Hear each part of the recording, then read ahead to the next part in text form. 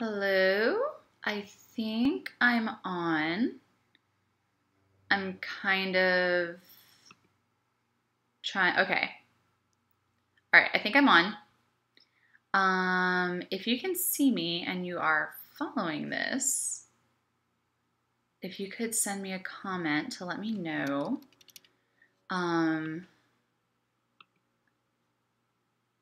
feel really silly because this is the first time I've done this, like, as a live stream where I wanted people to watch. So I don't know who's watching. I don't know if you can hear me. Okay. So I'm gonna get started. Hopefully this video isn't gonna be a total waste of time. I'm gonna be covering the US Civil War today. Probably only going to be getting through the first bullet point on the history guide, and that is the one on slavery. So this will be an easy one, which is probably good because if this isn't working, I won't have wasted too much. Okay, I see that no one is watching right now, which is fine. I'm gonna actually stop this.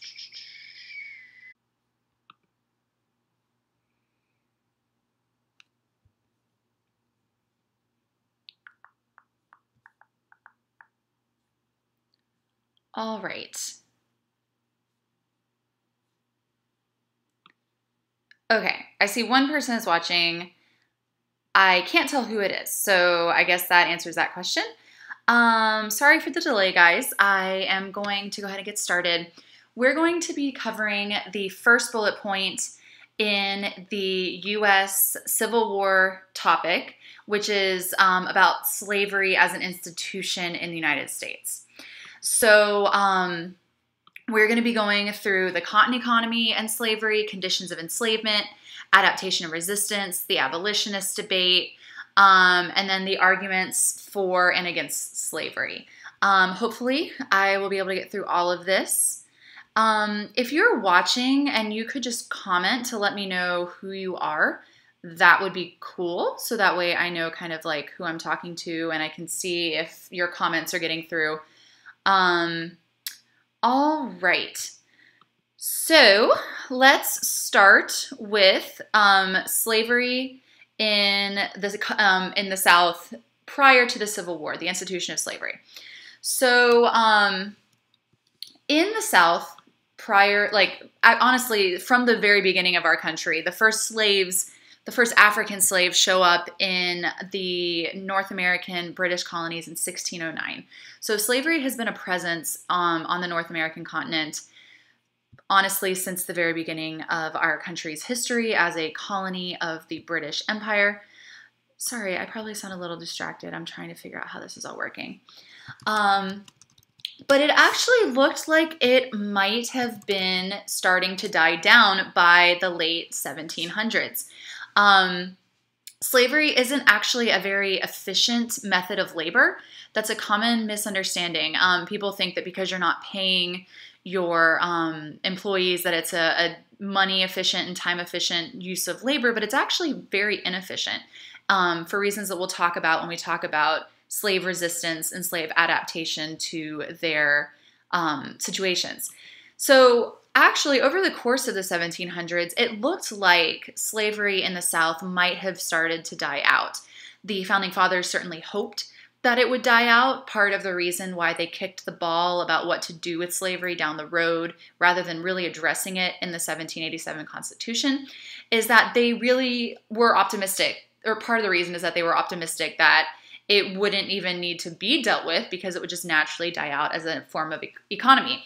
But in 1794, the cotton gin is invented by Eli Whitney. And the cotton gin is a machine that helps separate cotton fibers from their seeds. It's a lot faster and a lot more efficient than manually separating cotton fibers from their seeds, which is part of the process you need to do to make cotton useful textile fabric. And once the cotton gin is invented, cotton becomes a vastly more productive cash crop to grow. So in 1794, this trend of slavery becoming less and less popular, people turning to other methods to make their money in the South, is going to do a complete 180 when the cotton gin is invented. And the South becomes dominated by what is known as King Cotton. This is a phrase that you could use in your essays to describe the total domination of cotton over the economy in the South. Now, there will be other cash crops that are grown. Some places will still grow sugarcane or tobacco, but King Cotton will make millionaires out of the big plantation owners in the South. Most of the wealth in the world for a portion of the 1800s will be able to be found in the South in a handful of extremely wealthy, extremely powerful plantation owners. So it also helps that the cotton gin is developing around the same time that the Industrial Revolution is kicking off, first in Great Britain and then later when it comes to the United States. So this is all very valuable historical context to keep in mind. When the Industrial Revolution kicks off and we're able to make cotton textiles more efficiently, we're not just hand sewing textiles, we can make them in machines now. Oh, there's my cat. That is going to make cotton even more valuable because you can use it more efficiently and at a greater rate. So instead of just buying, a few bundles of cotton here and there to hand make a few dresses here and there, you have tons and tons of cotton being purchased to be made into tons and tons of cotton textiles. So as the factory system kicks off in Great Britain and then in the northern United States, both of these places are going to start to rely on the American South as a source of their cotton to make their cotton textiles in. So even in the North, where you have most of the abolitionists being located, most of the fight against slavery being located, you're still going to have a lot of the economy of these northern states being based off of cotton that is grown and harvested by slaves. So that's important to keep in mind. Cotton will make up 60% of U.S. exports during the time prior to the U.S. Civil War. And so, its value and its importance and its significance to the economy of the entire United States cannot be understated. Cannot be overstated.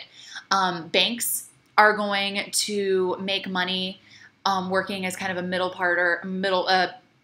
party in the buying and selling of cotton. The New York Stock Exchange will be based on the buying and selling of cotton largely. So like I've mentioned earlier, so many facets of the American economy are going to be based on this.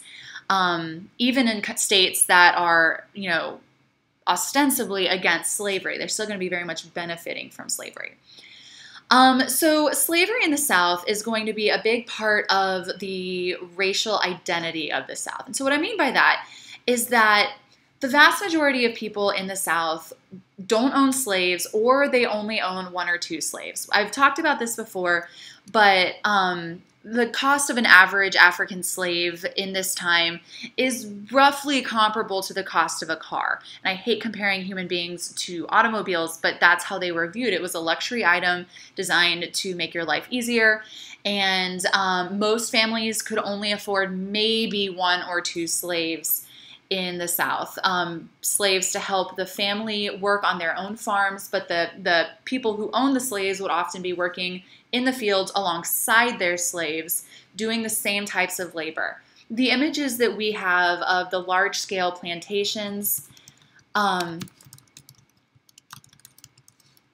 with hundreds of slaves, working in the fields and then working in the homes, that's actually quite unusual. The average, so I'm looking at the statistics right now, in 1860, 71% of homes in the United States, and I believe these are statistics for, let me just double check actually. Sorry about this, guys.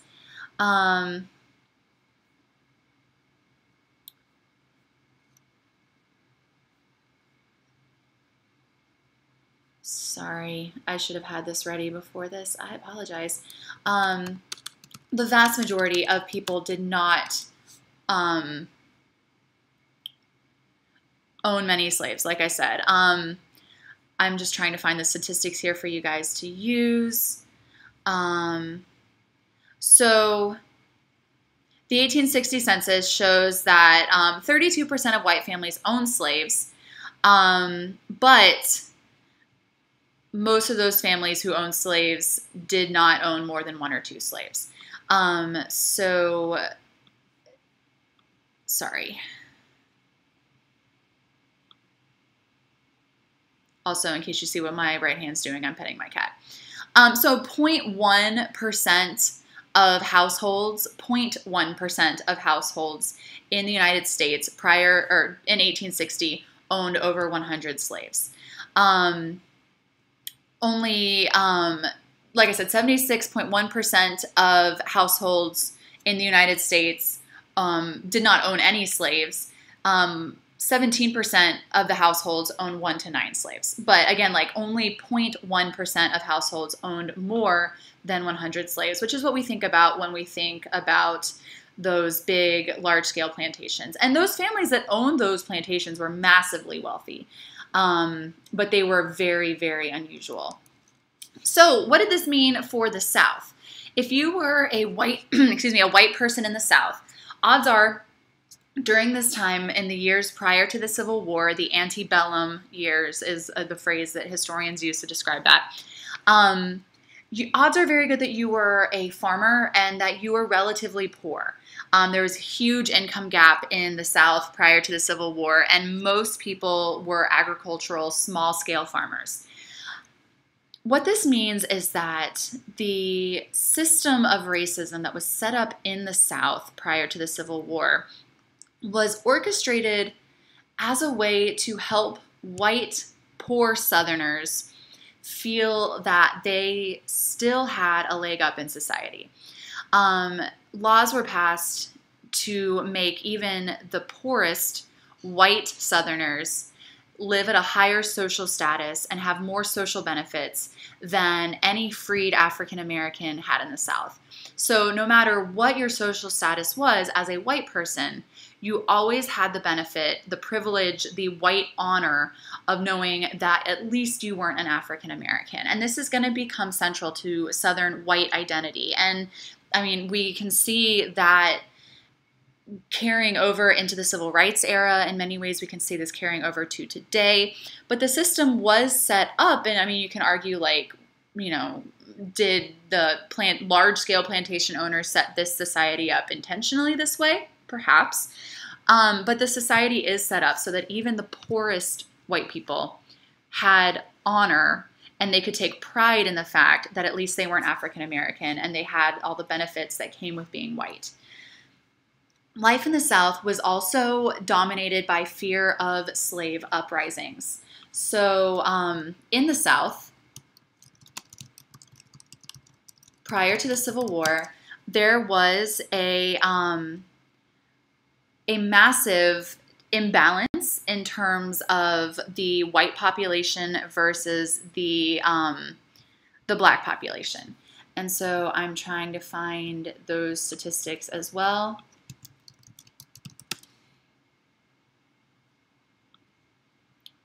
So in the South, you had, in the lower South, 43.1% of the population was slaves. And then in the upper South, those border states, Kentucky, Maryland, places like that, 20% of the South was made of slaves. But the way that these populations were divided meant that often you would have 1 or 2 or a handful of white people living on a farm, and the majority of their neighbors or the majority of the people living near them were slaves or African Americans. This was particularly a problem for those large-scale plantation owners who were a small family, a small nuclear family. They may have had a white overseer for the labor that went on the farms. They may have had some white local neighbors, but for the most part, these people were living surrounded by slaves. And even if the overall population was mostly white, they were not surrounded by white people that could protect them in the case of a slave rebellion. So I'm sorry, I keep getting distracted by this video. This is not going well.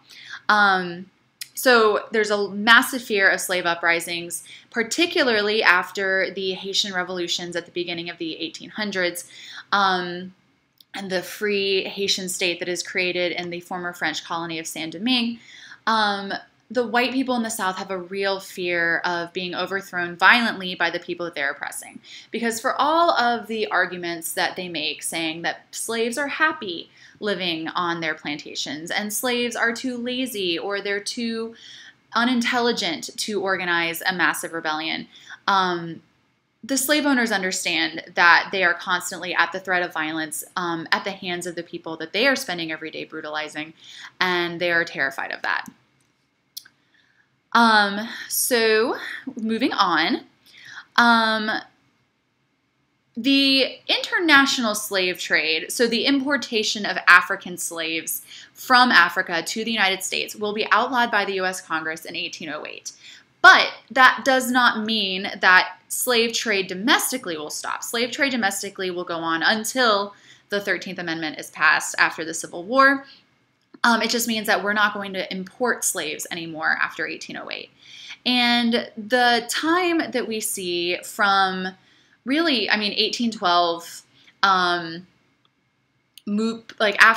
the War of 1812, after the removal of the Native Americans under Andrew Jackson, after the purchase of the Louisiana Territory, after the Treaty of Guadalupe Hidalgo, which gives us all this territory out west, you're going to see a lot of this expansion in the United States going to benefit slave owners. And so slave owners will bring their slaves westward. They will use all this newly acquired territory as farmland, and they will often bring their slaves out west with them. And so slavery is going to go hand in hand with the expansion of our young nation in the first half of the 19th century. It's also a part of our nation's history in terms of the Founding Fathers. 19 out of 55 of the signers of the Constitution owned slaves, and a majority of the congressmen from the South, the politicians, the legislators from the South, will be slave owners. And even after the war, the Civil War, many of these people, after they sign their statements of apology and request to be made U.S. citizens again, many of those same congressmen who were the slave owners prior to the war will end up getting their Congress seats back in the Reconstruction era. And so this power structure will remain in place. 4 out of 6 of the U.S. presidents up to Andrew Jackson will own slaves. There's a vast majority of our presidents up to Andrew Jackson in the 1820s. $25 million in U.S. revenue prior to the Civil War, $1 billion in slave property. And again, industries like shipping, insurance, banks, factories, a lot of northern industries are going to be built around or on the backs of slavery. So it's very important not to misunderstand this. Just because slavery was limited to the southern states does not mean the benefits of slavery did not extend across the nation. Here, if I just looked further in my PowerPoint, I could have seen the statistics on this. So by 1850, 4 million people in the United States were enslaved. And 50% of those slaves grew cotton. Again, King Cotton dominating the economy. 25% of U.S. white people owned slaves, but 50% of those owners had less than 5 slaves. And 5% of planters owned 40% of all slaves in the South. I will put this PowerPoint up on Schoology for you to use. So this just goes to show the demographic makeup of the antebellum United States. As you might expect, slave life was not easy. Mortality rate was 3 times higher for Black people than for white people at any given age. Life expectancy for Black people was half that of white people. Black people were expected to live to their 20s, whereas white people on average lived to their 40s during this time. And again, that's skewed by infant mortality and childhood sickness and things like that. But demographic statistics show that life for slaves was very harsh. Slave codes were passed all around the South while slavery was legal, and a lot of these slave codes will be amended after the Reconstruction era to turn into Jim Crow laws, or just be amended slightly to turn into Jim Crow laws. So laws were passed limiting slaves' ability to move freely around society. They had to have passes to show that their master allowed them to leave their plantation so that they couldn't run away. No slave, and in many states, no even free African Americans were allowed to own guns for perhaps obvious reasons. Slave marriages were not legally recognized. Many slaves would marry, and they would have their own ceremonies where they would get together in the evenings. Part of these ceremonies might include jumping over a broom, which was, I believe, came from an old African tradition. And a lot of modern African American weddings still use that tradition, but these were not legally recognized marriages. Slaves couldn't own property, but even if they could, none of their property would be able to be passed on to their spouses. They were entitled no protections based on their marriage status. Spouses were pulled apart all the time, separated from their children all the time. Slaves were not allowed to consume alcohol. It was illegal to teach slaves to read or write because they didn't want slaves being able to either learn about ideas about abolition or fake passes to leave the plantation. And a lot of slaves that did illegally learn to read or write used their literacy skills to forge passes to get them and sometimes other slaves off the plantation. And it was completely legal to do anything to the slave as a punishment for any infraction that the slave may have committed. So homicide, torture, beatings, anything were legal as punishment for slaves.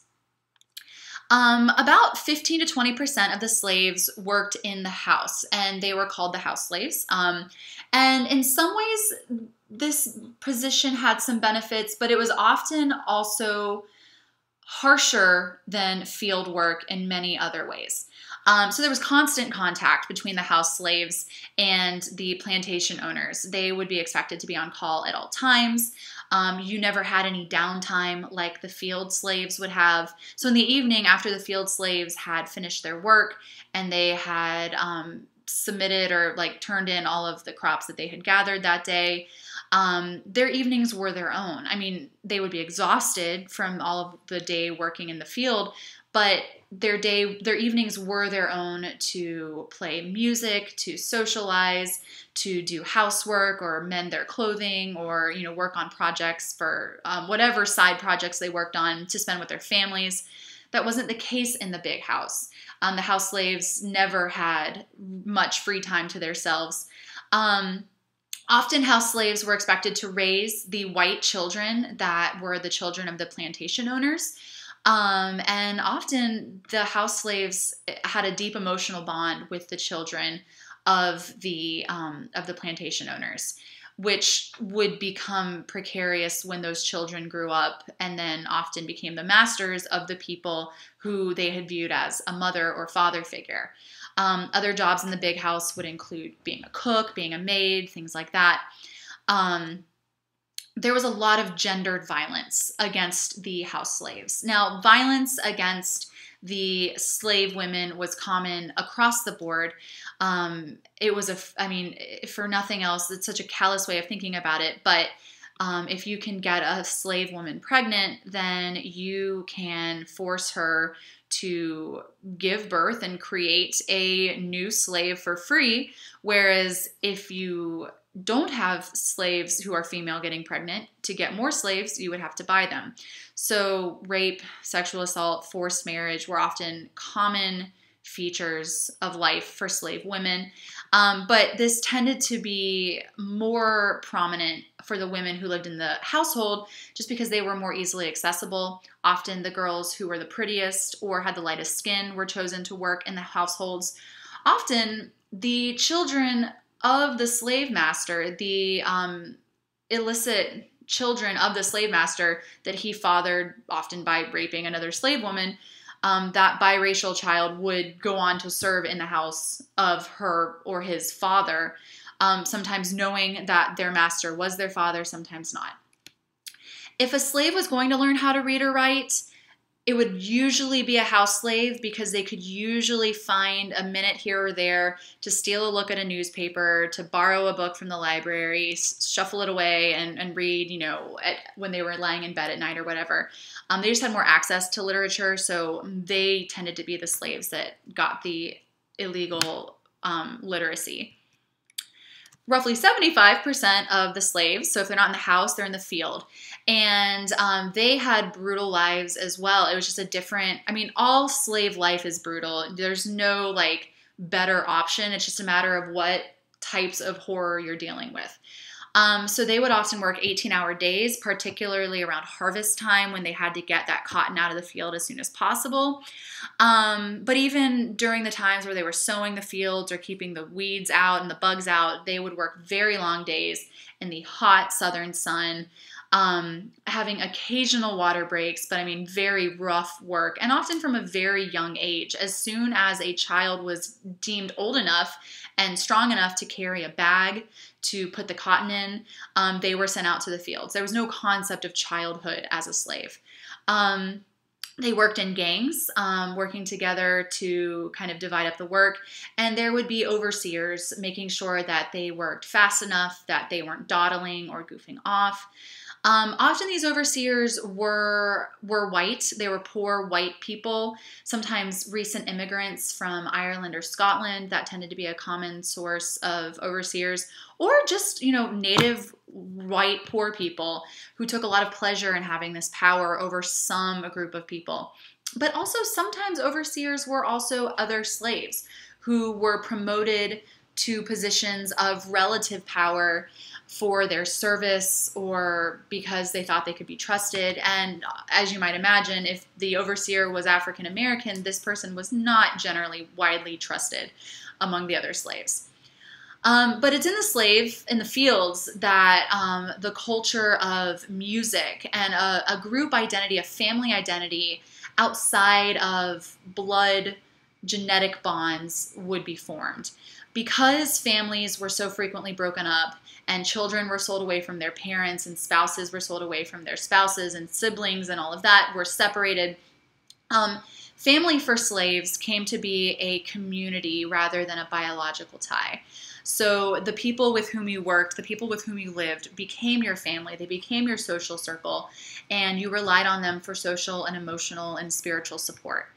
It's also in the fields where a lot of African American spirituals, old African American music developed as a way of passing the time, keeping the rhythm for moving through the rows of cotton or tobacco or whatever they were harvesting.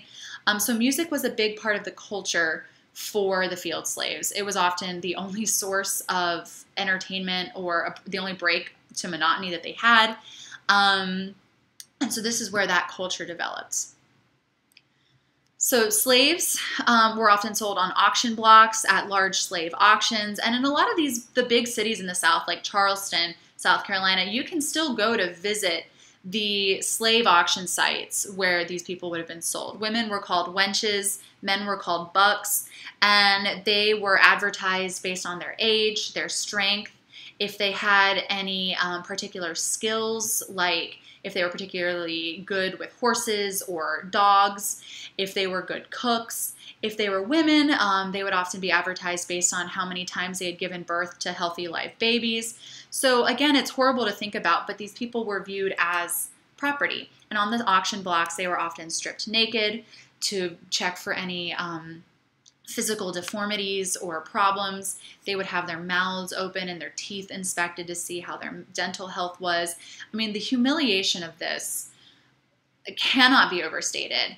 And the terror and the anguish and the emotional just heartbreak that you could see at these auction blocks, because there was almost always families being sold apart at these auctions. And so you'd have mothers begging not to be sold away from their children, or spouses clinging to each other for as long as they possibly could before they were separated. I cannot imagine how horrifying this experience is. You are stripped naked. You are inspected like a piece of meat. You are sold away from the people you love more than anything, never to see them again probably. You don't know what's waiting ahead of you, but you know it can't be good. the auction block was a horrible, horrible part of slave life. So part of slave society in the South at this point was religion. And religion is going to play a very important role in the lives of slaves and in the rebellion of slaves. So the slave owners will try to use Christianity as a way of pacifying their slaves. They will rely on the biblical legacy of slavery in the Bible. They will rely on Paul's statements. I believe it's in the book of Romans where he talks about, slaves, obey your masters. They will really pick and choose bits out of the Bible that emphasize obedience and pacifism and loyalty to your masters and things like that. And so every Sunday, often slaves would be forced to attend church and listen to specially chosen sermons that emphasized these values and these morals that slave owners wanted the slaves to get. But interestingly, slaves often took a very different message away from Christianity, which was that, the Bible has so many stories of slave liberation. The story of Exodus was very popular amongst slaves. Harriet Tubman became known as the Black Moses because of the work she did to free slaves from bondage. They would talk about being delivered out of Egypt like the Hebrew slaves were in the book of Exodus, and they would use that as code for running away on the Underground Railroad, which we'll talk about. They would sing hymns and spirituals that were on the outside, sounded just like happy slaves embracing their situations and just praising God and, just being content with their situation. But actually, often these hymns and these spirituals were coded messages that could help slaves run away and tell them, how to find their way north, how to navigate by the stars, which houses to go to on the Underground Railroad to seek shelter. So they would often use these songs to communicate very subtle messages of resistance.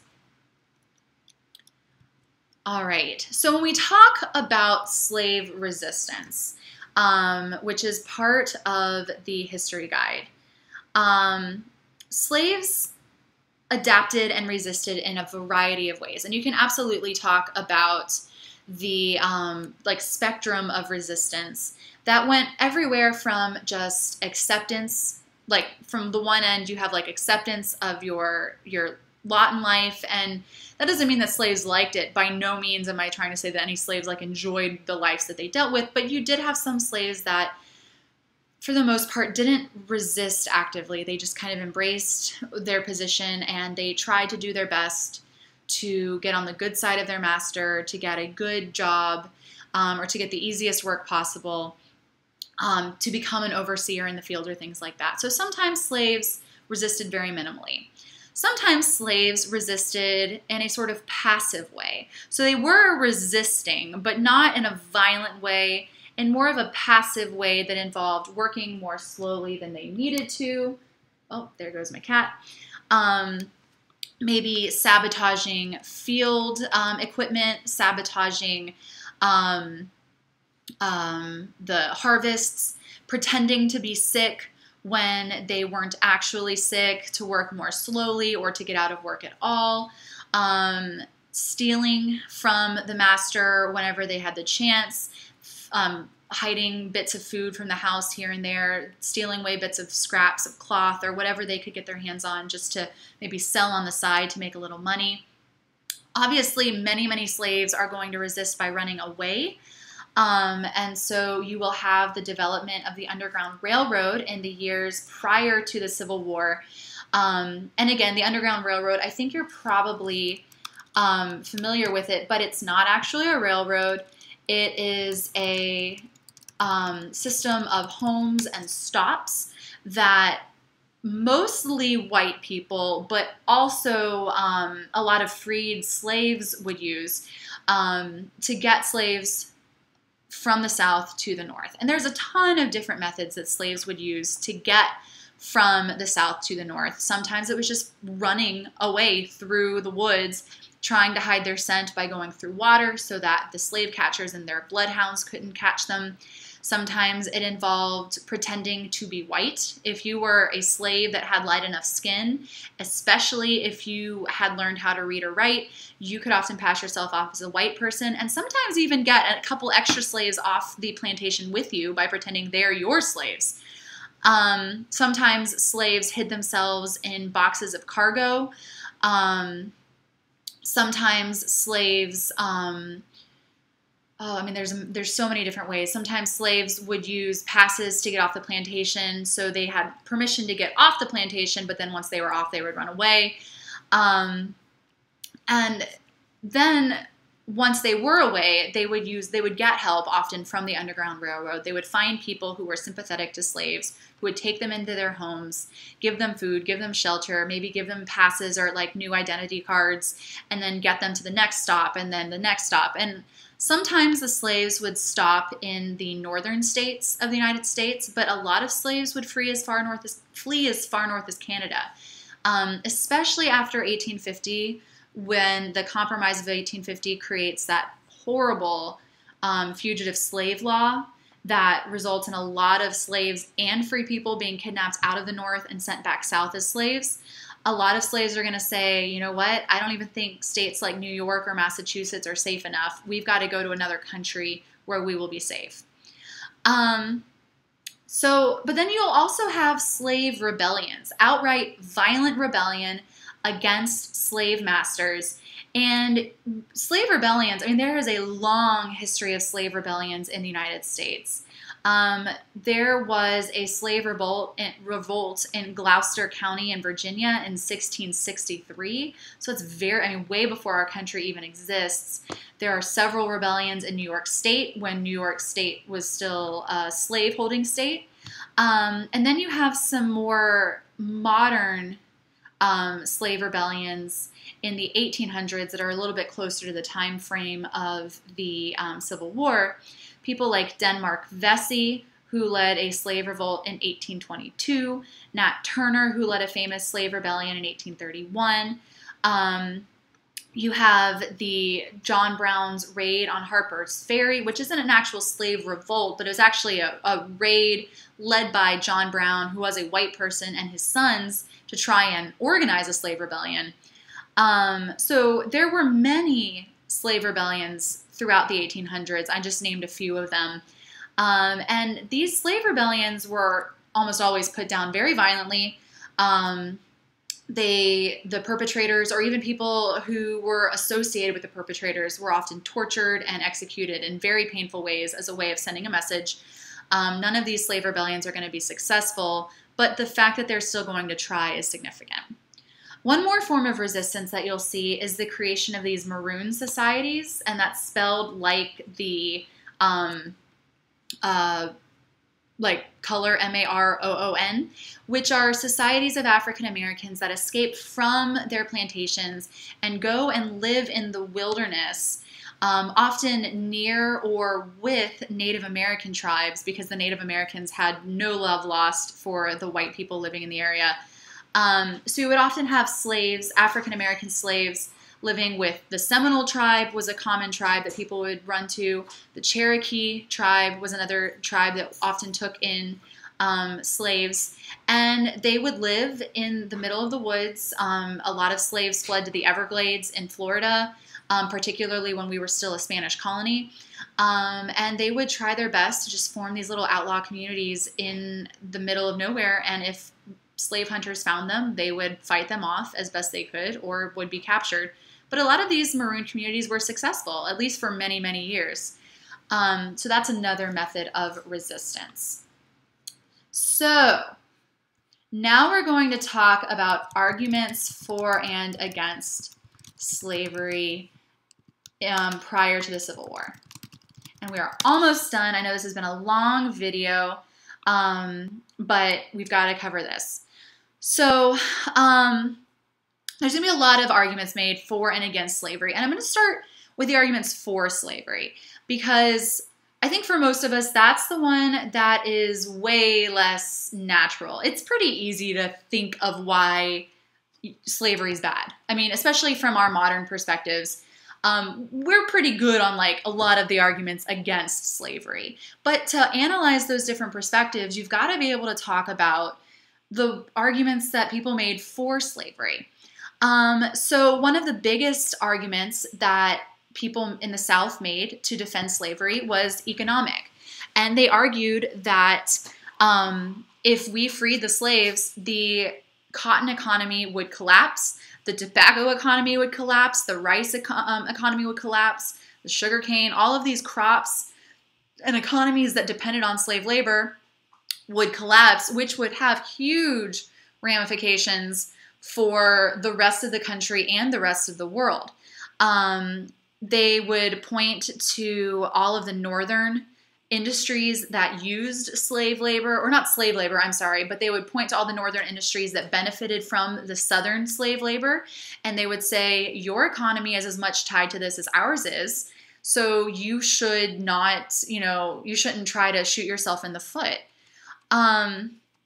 You will also have people using social arguments, pointing to the fear of the chaos and the anarchy that would ensue if all of these slaves who didn't have literacy, who didn't own property, who had no experience in society, were just released.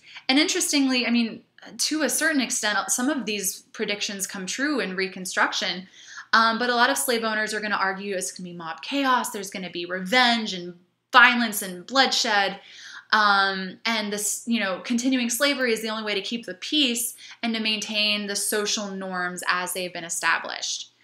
They'll also use the historical argument that slavery is a very natural part of human history. It's existed since the beginnings of civilization, and most of the most developed societies, the most progressive, advanced, enlightened societies in the world had slavery. The Greeks, the Romans, the Egyptians, the English, all of these societies we look to as model civilizations had slaves, so why shouldn't we? Biblically, they will talk about, again, all of the parts of the Bible that seem to support slavery. Abraham held slaves. They will talk about the 10 Commandments, saying, thou shalt not covet thy neighbor's house, nor his manservant, nor his maidservant. And they'll translate that to mean slave rather than like someone who's hired to work for you. They'll talk about how Paul will return a runaway slave named Philemon to his master, and then talk about how slavery, Paul says, slaves obey your masters, and how Jesus never explicitly speaks out against it, even though it was a common feature of the society in which he worked.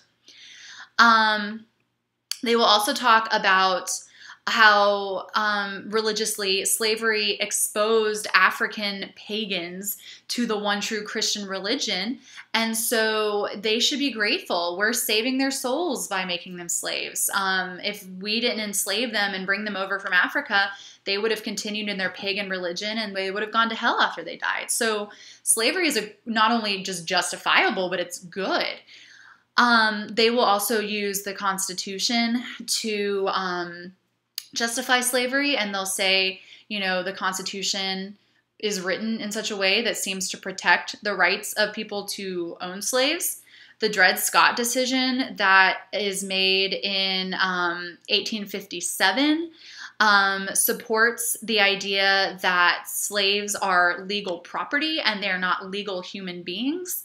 They're going to talk about all of the parts of our Constitution, like the compromise that deals with slave importation, and the compromise of 1850, that's not in the Constitution, but the other laws that come out during this time, like the compromise of 1850, and they say, hey, we have a huge framework, legal framework established that supports this institution. It's not like we're doing something illegal here. And then lastly, a lot of slave owners are going to say that their slaves are happy and well taken care of, and that their slaves are better off than the poor immigrants who are living in the slums and tenements of the northern states and working in these factories. At least their slaves know they'll always have food to eat, a roof over their heads, they have someone to take care of them in their old age and when they're sick, which is not something that the immigrants living again in these slums up north can say. So slave owners and slave supporters are going to make some pretty strong claims on behalf of the institution of slavery. They'll make some pretty compelling arguments, and so you shouldn't undermine that or underestimate that. But again, there are arguments made on the other side, and some of those arguments, are economic as well. They'll say that, you know, slaves as labor is not the most efficient form of labor. And it's not. In reality, it is not the most efficient form of labor.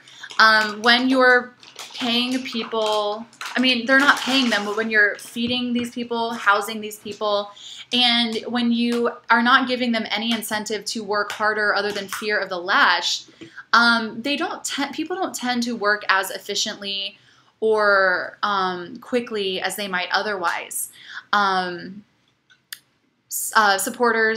Abolitionists will use Enlightenment arguments to argue against slavery, saying things that like all men are created equal and are endowed by our Creator with certain inalienable rights, that among these are life, liberty, and the pursuit of happiness. And they'll say, if our founding fathers thought that was good enough to write into our Constitution and to talk about in our Declaration of Independence, then that should apply to all people. They'll also talk about the Bible, and again, like I talked about earlier, they'll go into the Bible and they'll use other examples from the Bible to support their argument, and they'll say things like, you know, the Bible is a narrative of, you know, redemption and liberation, and the Jewish people, the Hebrew people, are constantly being enslaved, and then God is freeing them. They'll talk about the parts of the New Testament where, Paul talks about, there's neither slave nor free man, man nor woman, Greek nor, I'm butchering this quote, and I just went to church this morning. I'm sorry, guys. But the parts in the New Testament where Paul talks about how everyone is equal under Christ. And a lot of religious groups in the North, like the Quakers, will explicitly write into their beliefs and their church teachings that slavery is in violation of God's law. So a lot of groups in the North, the Quakers, the Methodists will do this. They will explicitly make abolition a part of their mission statement. Let's see. Historically, the anti-slave arguers will say that, yeah, a lot of these ancient civilizations had slaves. A lot of them, even more modern civilizations, had slaves. But we progress as a society and we should move forward. And just because we used to do something doesn't mean that we should still do it. So by the time we get to the 1840s, 1850s, the conversation about slavery has become extremely heated. Every time a new territory and a new state is added to the Union, this question gets brought up again. And as the years go on, people get more and more aggressively pushed towards the poles of their arguments. Compromise seems less and less possible. The compromises that we do come up with, like the Missouri Compromise, the Compromise of 1850, they're highly ineffective. They honestly often work to make things worse than before, and it's just a big nightmare. So I'm going to leave off there for right now. I have spent 50 minutes talking about one bullet point for slavery, or for the United States Civil War. But hopefully this was helpful. Hopefully you access this, because I think only one person has been watching. But that's okay, because I can share this with you guys later. All right, so I will wrap this up, and I will see you guys tomorrow.